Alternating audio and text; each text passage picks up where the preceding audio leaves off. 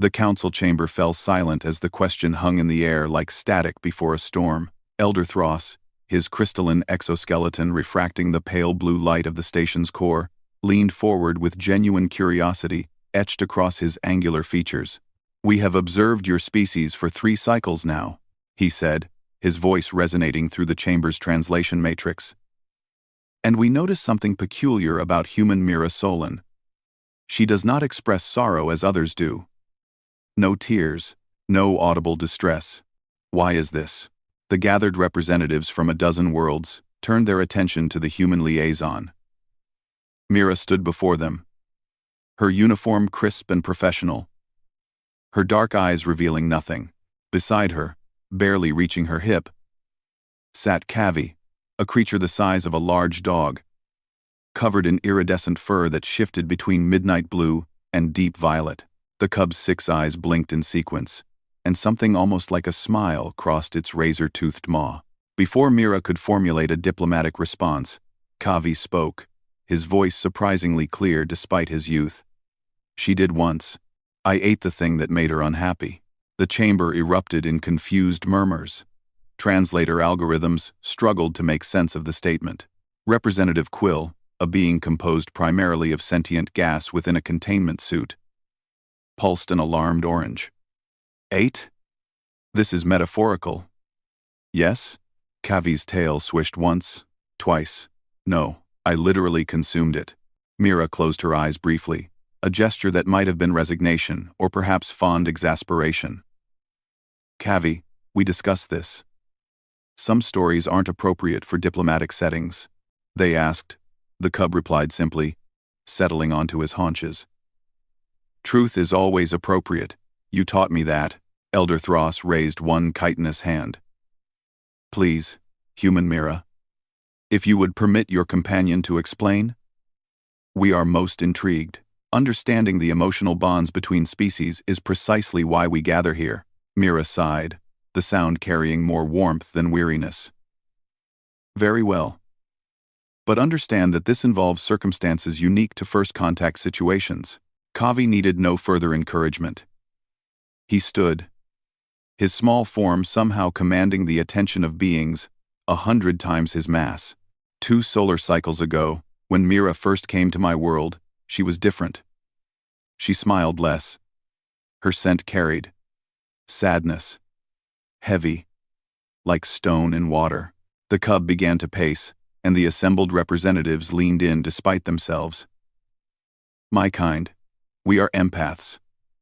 We feel what those bonded to us feel." When the human ship landed in the glass fields, I was newly separated from my birth pod, alone, searching. I found her sitting by the Crimson Falls, holding a small device what humans call a photograph. She was making water from her eyes.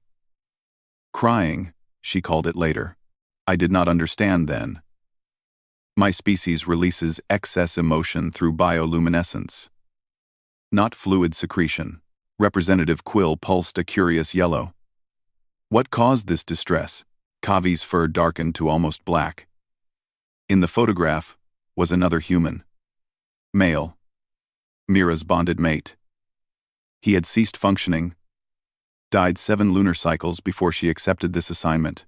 She came to my world to escape the memories, but they followed her across the stars. Mira's jaw tightened imperceptibly, but she remained silent, allowing Cavy to continue. I approached her because her sadness called to me. We were both alone. I asked why she cried. She explained loss, grief, the permanence of death among most species. The cub's eyes all focused on Mira with unmistakable affection. She told me about him. How he made her laugh, how he dreamed of exploring the stars but never lived to see humanity reach beyond their moon. How she carried his dreams forward but felt hollow doing it. The chamber had grown so quiet that the hum of the life support system seemed deafening. For 3 of your standard days, I stayed with her. She talked, I listened, and I felt everything she felt, the sharp edges of her pain, the dull ache of absence, the crushing weight of continuing when part of you wants to stop. Cavy's voice dropped lower. On the 3rd night, she fell asleep by the falls, and I understood what I needed to do. My species has an ability, he continued. We can metabolize emotional trauma. Not erase memories, we are not monsters, but we can consume the toxic residue that grief leaves behind. The part that makes you unable to move forward. The part that turns memory into poison. Elder Thros leaned back, his exoskeleton creaking softly. You ate her grief? Not all of it, Cavy corrected. Grief is natural. Necessary. A tribute to love that was real. But there is healthy grief. And there is the kind that devours you from within. I took the second kind. I ate the thing that made her unable to function. The thing that made her cry alone in alien places. He turned to look up at Mira, and for the first time since he began speaking, she reached down to place a hand on his head. When I woke, she said softly, Cavy was glowing so brightly I thought the sun had risen early. He had processed my darkest pain and transformed it into light. He was sick for 2 days afterward, his body purging the toxicity of human anguish. I did not mind, Cavy said firmly. You cared for me, fed me, kept me warm, and when I recovered, you were lighter. You could remember your mate with joy. Instead of only pain, you could carry his dreams without them crushing you. And we bonded, Mira added, officially registered as companions per galactic protocol. Where I go, he goes. Representative Quill pulsed a contemplative purple. So you do not cry because your companion bears that burden for you? No, Mira said firmly. I don't cry often because I've learned to process grief in healthier ways. Cavy gave me back the ability to do that. But I can cry. I choose not to let sorrow define me.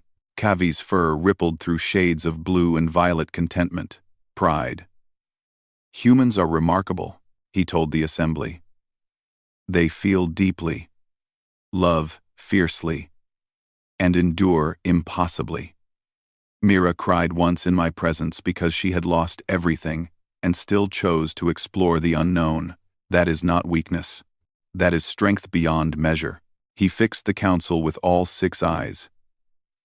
And if anything ever makes her that unhappy again, I will eat that too. This is my purpose, my choice, my bond. Elder Thros stood, and the rest of the assembly followed. We asked why human Mira never cries. We understand now that we asked the wrong question. We should have asked, why do humans persist in the face of unbearable loss? And the answer, it seems, is that they find companions worthy of sharing their burdens. Mira smiled, a real smile that reached her eyes. We persist because we're not alone. Not anymore.